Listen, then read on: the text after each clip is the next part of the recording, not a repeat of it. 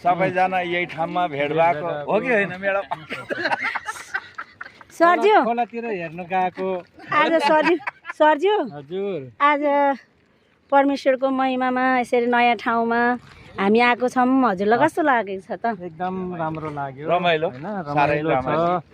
हामी अहिले थोरै समय पाएको बेलामा यसरी इन्जोय घुम्दै हिँडेछ नयाँ ठाउँमा आएको यो झापा भन्ने जिल्लामा हैन। हाम्रो यो फर्स्ट टाइम हो परमेश्वरको महिमाको लागि आउँदाखेरि यसरी घुम्ने एउटा मौका अवसर पनि पायो र त्यसैले गर्दाखेरि आज हामी सबैजना हैन चितवनवासी काठमाडौँवासी र यहीँ झापाको हामी सबै मिलेर अगाडि बढेर यसरी महिमा गर्दै हिँडेछ। एकदम खुसी लाग्यो यसरी महिमा गर्न पाउनु भनेको एकदमै भाग्यमानी हो उहाँको महिमा गरेर हिँड्नलाई। र त्यसैले हामी सबैजना एकजुट भएर हिँडेछ।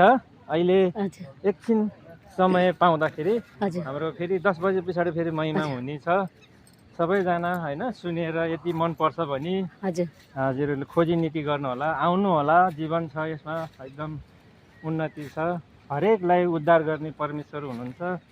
हामीले त एउटा माध्यमको रूपमा सुनाउने हो, गर्नेवाला दिनेवाला उहाँ हुनुहुन्छ। उहाँको प्रशंसा गरौँ, महिमा गरौँ।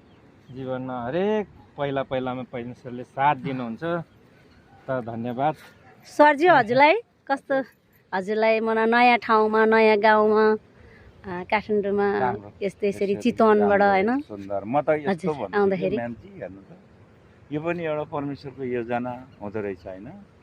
आज झापामा बिमला म्याडम आउनुभएको थियो, हजुर उहाँले चिनाउनु भयो। हाम्रो बिमला म्याम कता हुनुहुन्छ यता?